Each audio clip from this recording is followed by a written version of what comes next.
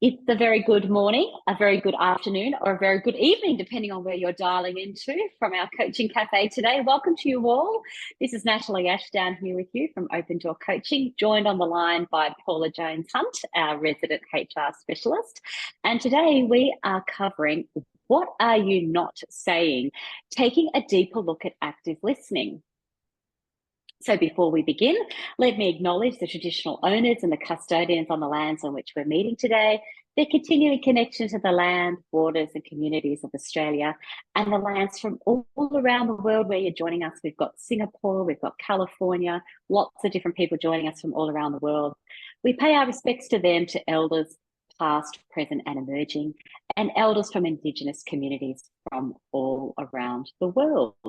So I'm very much looking forward to our conversation today. Over the past few weeks, we've been dialing into the ICF Core Competencies. We've looked at evokes awareness. We've looked at establish and maintains agreements. We've looked at maintains trust and safety culture. And we've been doing that off the back of listening to the coaching demonstrations by Bridget Calvert, our Learning and Development Manager. And if you haven't listened to those coaching recordings that we did for Coach Week, and also the last ones we've been listening to, I really recommend you do that. I want to acknowledge you all because our numbers of downloads on the podcast have exploded, and so has our attendance at these live coaching cafes as well, where you listen to it live. And I'm so delighted because all of these great experienced coaches are coming back to really up our coaching game, to really dig into the ICF Core Competencies. I shared with you that because we've been doing this, I feel like my coaching is even better than what it has been. 6 weeks ago, I'm sharpening my coaching tools. So thanks everyone for being here and digging into our topics and really having another think about our capabilities and competencies as coaches. It makes me feel great, actually. And as I said, if you haven't listened to those recordings from Bridget and the debriefing we did, I really recommend you do that because there's a lot that we can actually learn from it. So today we're looking at listens actively, the competency number 6, and we're thinking about what are you not saying? This is what we're focusing on. Welcome back to all the regulars. We're all about creating a community, sharing learned experiences, having thought-provoking conversations, and welcome to the people who might dial in every now and again when you've got the opportunity to. That's fantastic. If you're new to the coaching podcast, welcome to you as well. We come together every Friday. We podcast every week, and it's great to have you part of our alumni, a part of our community where we share these thought-provoking conversations. Of course, if you are here to collect your ICF CCEs, you know that they are available free of charge, and you can capture the screenshot at the end of our conversation.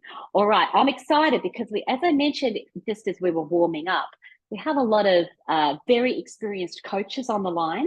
So this is not just about me sharing, it's about really digging into your knowledge and experience. Please feel free to pop it into the chat box and we will pick up your messages as we go along in the chat box. So let's talk about listens actively. Let's go first of all to so I'm taking this from the ICF Core Competencies. Go to coachfederation.org, type in ICF Core Competencies, download the ICF Core Competencies. They're also on our blog posts from the last couple of weeks, so you can easily download them from our blogs. Go to opendoorcoaching.com.au/blog and you'll pick them up. Also, if you wanted to, thank you for the message. If you wanted to listen to the coaching recording that Bridget's done and the one during International Coach Week, they're on our blogs, available there with the transcript. Now, the transcript is excellent because you can listen to the recording with the transcript and you can highlight the questions, you can write notes, you can pick up the nuances of what's being said with the transcript. So that's all available, including the ICF Core Competencies there for a download as well. As I mentioned, let's look at active listening. As I said, comes from the ICF Core Competencies, and the definition. This is where I want to this is what I want to dig into with you today. I've had a couple of coaching sessions over the last couple of days, and I want to use those also examples of what we're talking here with listens actively, but I very much encourage your input as well. So the definition focuses on what the client is and is not saying to fully understand what is being communicated in the context of the client's systems and to support the client's self-expression. So the interesting thing for me is if we're coaching at an ACC level, and this is what we've been doing over the past 3 weeks, the last few weeks, is thinking about the difference between ACC pushing into PCC, higher level PCC pushing into MCC. A good solid coaching opportunity would be to take what the client is saying, what they are actually saying, repeat that back to them to clarify that that's what they want to work on, for example, the goal that they want to work on, and you move on from there.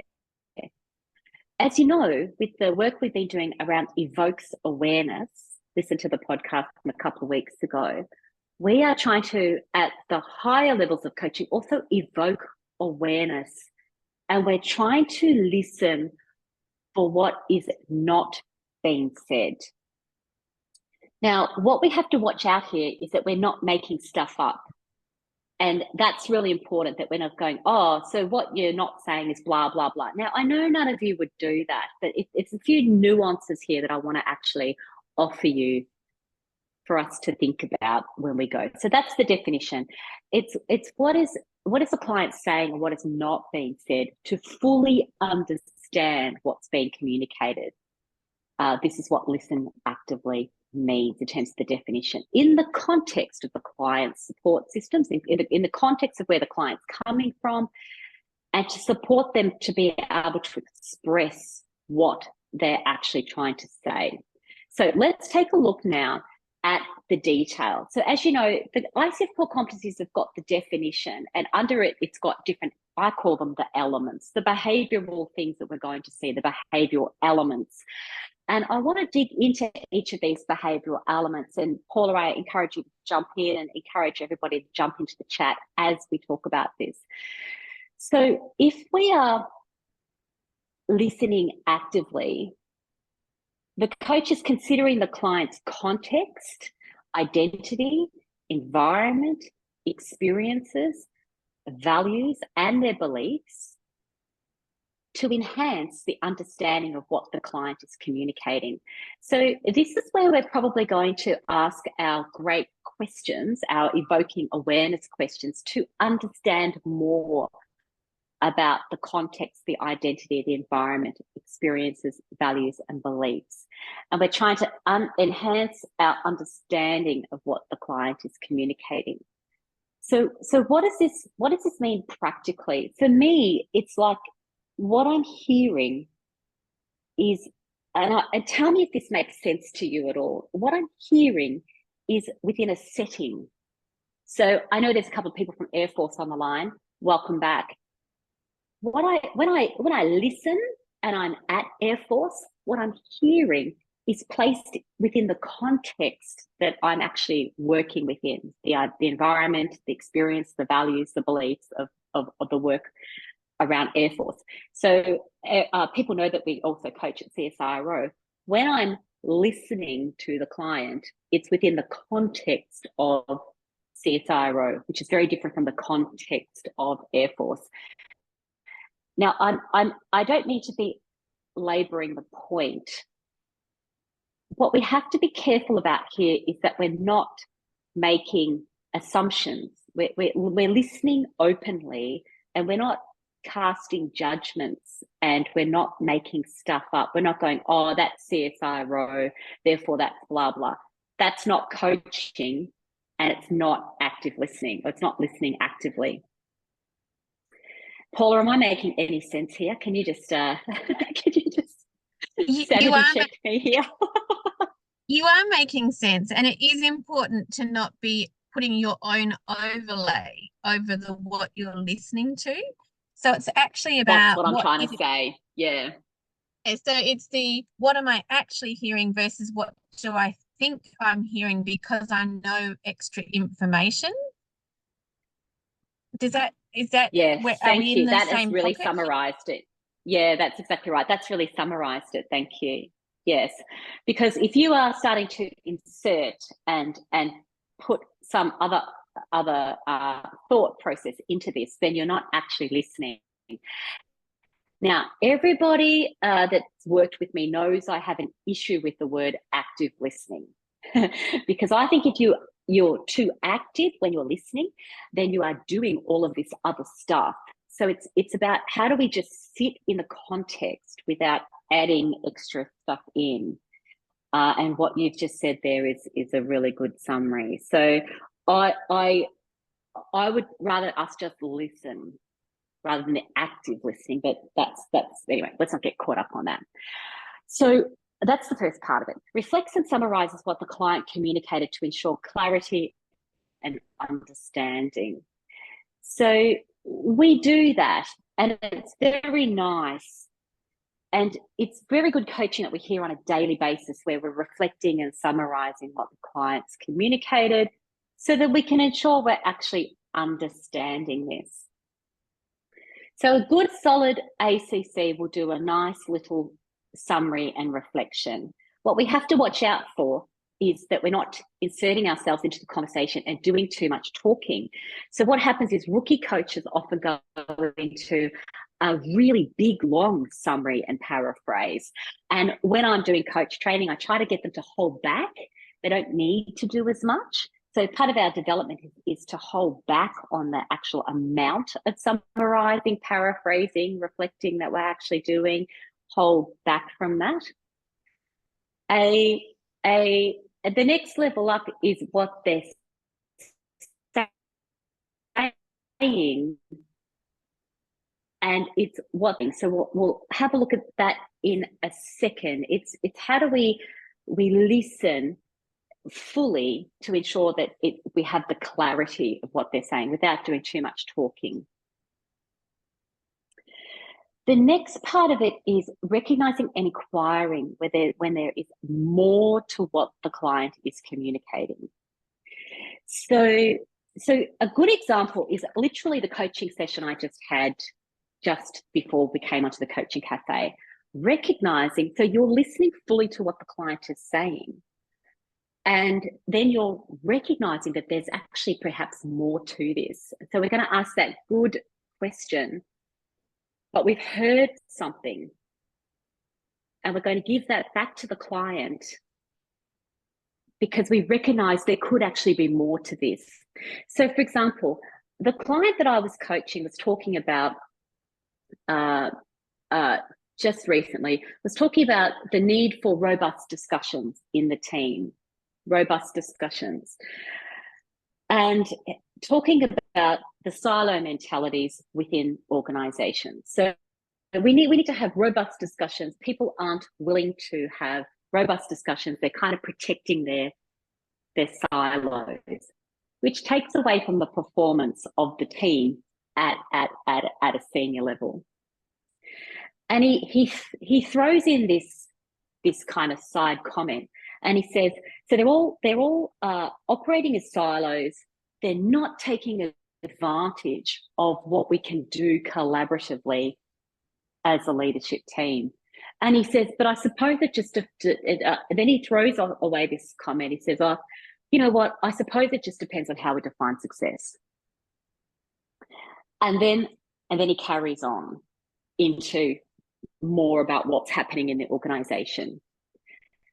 So recognizes and inquires when there's more to what the client is communicating.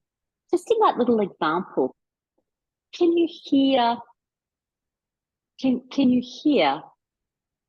what the client is saying, but also perhaps what he is not saying, but there's more to what he's trying to communicate. So what I asked him after so I paraphrase back. So it sounds like, you really are wanting to have these robust discussions because you want to maximize the high performance of the team. So I'm giving him back his words, but I'm saying it sounds like this because of that. am I right? Or, does that sound right? And he's like, yes, yes. So here we are listening, giving it back to the client to evoke awareness that that's what is actually what he's trying to say.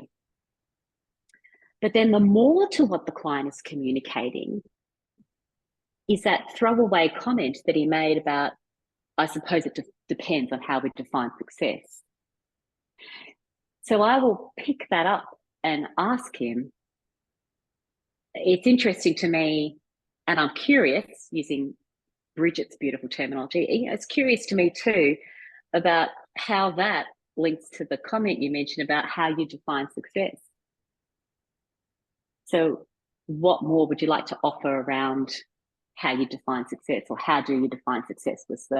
How is this related to how you define success was the question I offered him.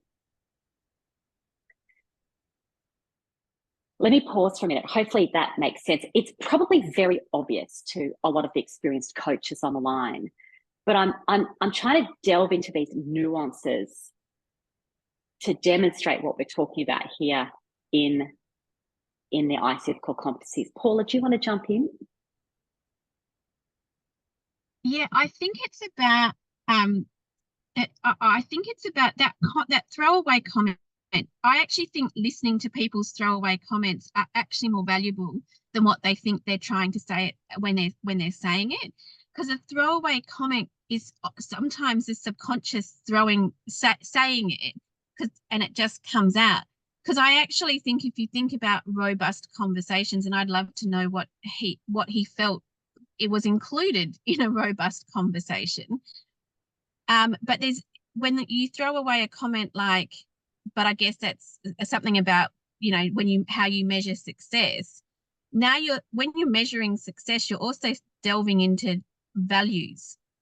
And so there's an opportunity to go, well, what does success look like for you? And what are you making that mean in regards to the robust conversations, and how are you connecting that through?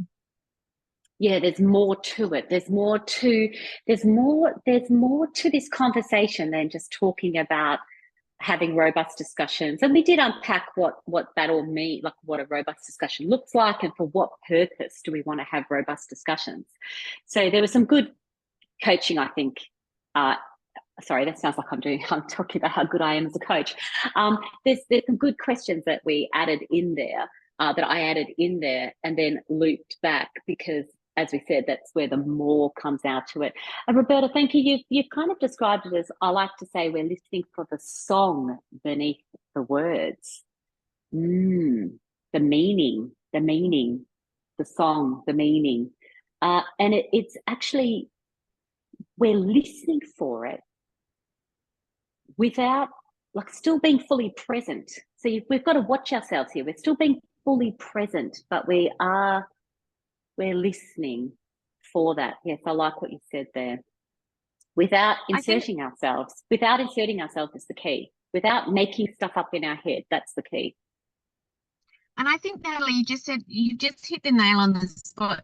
And I agree with you around the active listening, because when you think active, I think you have to be completely engaged in the listening. But if you're completely engaged in just listening, you might not be present either, because you're listening for, what do I need to say next, or what question do I ask? And just as we say silence is great for coach, throw the question out and wait for silence. I think too, sometimes we have to wait for silence in our head so we can make sense of it before we ask the question, so that we're not just focused on what is the question I need to ask next, and we miss being present for the person that we're coaching.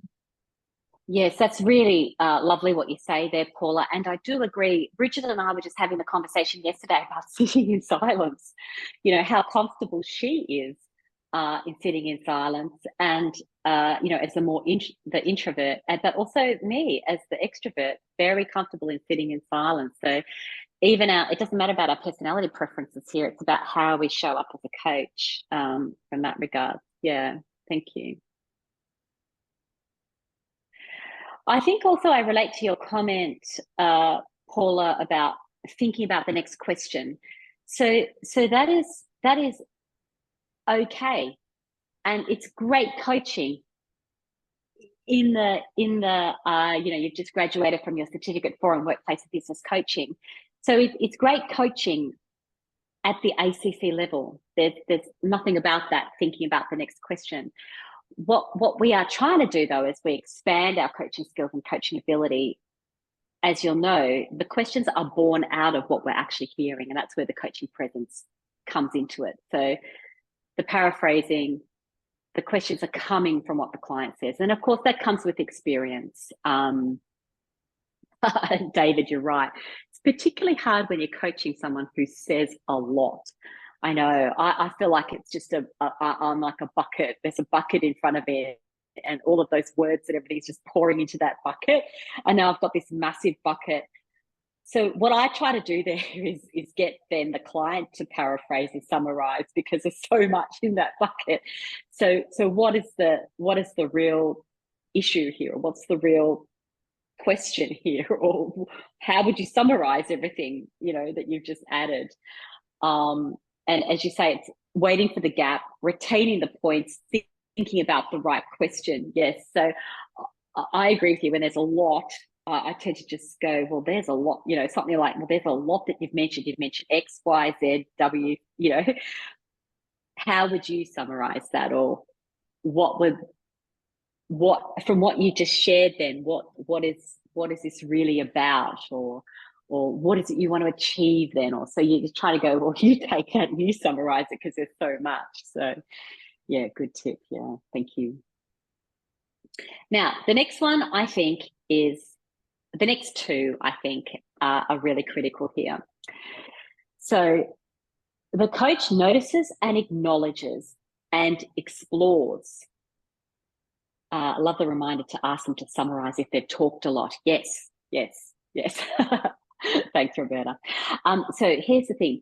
The next one is the next element is notices, acknowledges, and explores. Now I'm going to unpack that.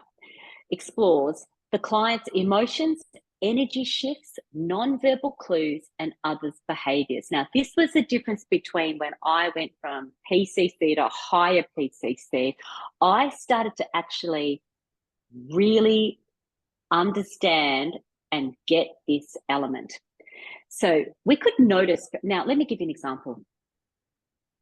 So the client is talking about the robust discussions, and all of a sudden he goes, yeah, well, I suppose it's just about how we define success. And then he carries on. Now, we noticed something. First of all, we got to notice that there was a big sigh, and there was a shift in the energy when he said, I suppose it just depends on how you define success. And a little bit of a sigh afterwards. So first of all, we've got to notice that something happened there. And we acknowledge that, saying, oh, I heard that sigh. So I was never good at, I could hear it, but I was never good at acknowledging it. So we want to acknowledge that there was a shift there. And I actually got better at saying, oh, I thought I just heard a shift in your energy there. Am I right? Is that what happened when we're having this conversation? So I would actually notice it, and then I had to learn to actually acknowledge it, because I heard it but didn't do anything with it, right?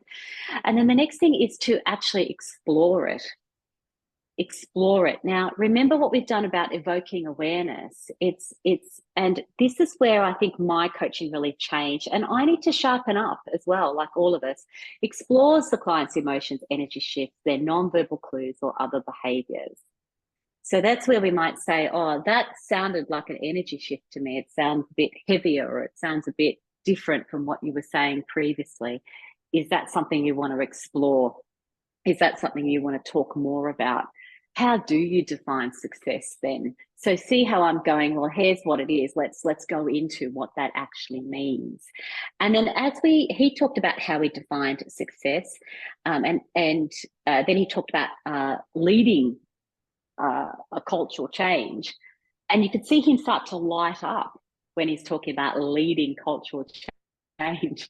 And I said to him, sounds like leading cultural change is quite energizing to you.